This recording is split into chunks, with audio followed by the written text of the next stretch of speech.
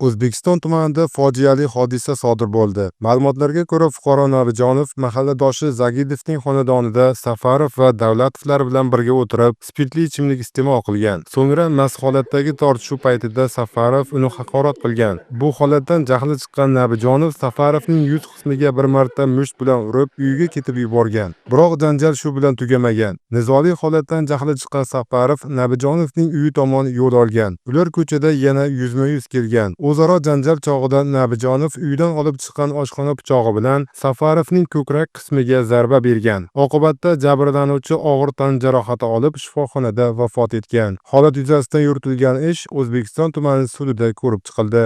Jinoyat ishlari bo'yicha O'zbekiston tuman sudining hukmi bilan sudlanuvchi O'zbekiston Respublikasi Jinoyat kodeksining 104-moddasi 3-qismi D bandida nazarda tutilgan jinoyatni sodir etganlikda aybdor deb topilib, unga ushbu modda bilan 9 yil muddatga ozodlikdan mahrum qilish tariqasida jazo tayinlandi.